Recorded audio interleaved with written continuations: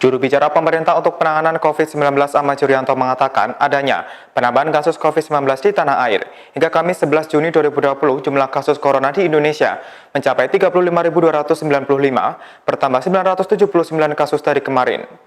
Dilansir oleh Kompas.com, dari jumlah tersebut, sebanyak 2.000 pasien positif COVID-19 meninggal dunia, bertambah 41 kasus dari kemarin.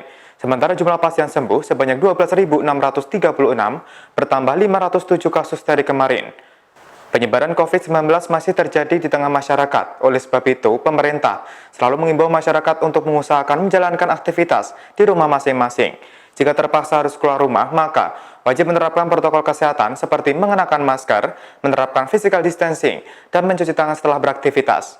Hari ini kami akan kembali menyampaikan kinerja data kesehatan yang kita himpun pada pukul 12.00 WIB pada tanggal 11 Juni 2020. Ini adalah data yang bergerak dari tanggal 10 kemarin pada pukul 12.00 WIB. Hari ini kita telah melakukan pemeriksaan spesimen sebanyak 16.702 spesimen. Sehingga total sampai dengan hari ini yang kita periksa adalah sebanyak 463.620 spesimen. Dari pemeriksaan sebanyak ini kita mendapatkan data konfirmasi positif COVID-19 sebanyak 979. Sehingga total sekarang ini akumulasi kasus positif kita menjadi 35.295 orang. Kalau kemudian kita teliti lebih lanjut, besaran angka ini kita lihat pada beberapa provinsi yang masih cenderung tinggi, diantaranya adalah Jawa Timur.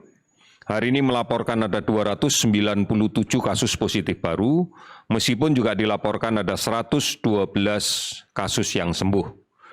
Kemudian Sulawesi Selatan, hari ini menambahkan kasus konfirmasi positif sebanyak 141 orang dan tidak ada laporan yang sembuh pada hari ini. Kemudian DKI Jakarta 128 kasus baru dan 144 kasus sembuh. Kalimantan Selatan 69 kasus baru dan 36 kasus sembuh. Sumatera Utara 45 kasus baru dan 12 kasus sembuh. Data selanjutnya dari provinsi ini kita mendapatkan 18 provinsi yang melaporkan kasusnya di bawah 10. Bahkan ada 9 provinsi dengan kasus 0, artinya tidak ada laporan kasus baru. Hal-hal yang cukup mengembirakan diantaranya Sumatera Selatan meskipun hari ini melaporkan 42 kasus baru, dilaporkan juga 55 orang sembuh. Kemudian Nusa Tenggara Barat, hari ini melaporkan 11 kasus, ini lebih rendah dibanding kemarin, dan melaporkan kasus yang sembuh ada 44 orang. Kalimantan Barat hari ini tidak ada kasus baru, tetapi ada dilaporkan 7 kasus sembuh. Saudara-saudara, kalau kemudian kita rinci lebih lanjut pada masing-masing provinsi, sebagai contoh misalnya Jawa Timur, DKI Jakarta, Sulawesi Selatan, spesimen yang kita terima lebih banyak spesimen dari hasil kontak tracing yang saat ini sangat agresif dilaksanakan oleh Dinas Kesehatan setempat.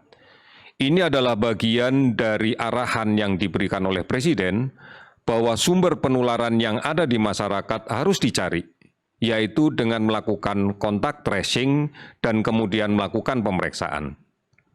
Sebagian besar dari kasus yang kita temukan dan kemudian positif pada kontak tracing adalah kasus yang tanpa gejala atau dengan gejala yang minimal yang dipersepsikan bahwa yang bersangkutan tidak mengalami sakit apapun. Inilah pentingnya bahwa kasus ini harus segera kita edukasi untuk bisa melaksanakan isolasi secara mandiri. Karena kalau tidak, ini akan menjadi sumber penularan yang ada di tengah masyarakat. Oleh karena itu, kami mengingatkan kembali bahwa pada kasus-kasus tanpa gejala yang sudah terkonfirmasi positif dari pemeriksaan PCR atau melalui TCM harus melaksanakan dan mematuhi protokol isolasi mandiri yang ketat.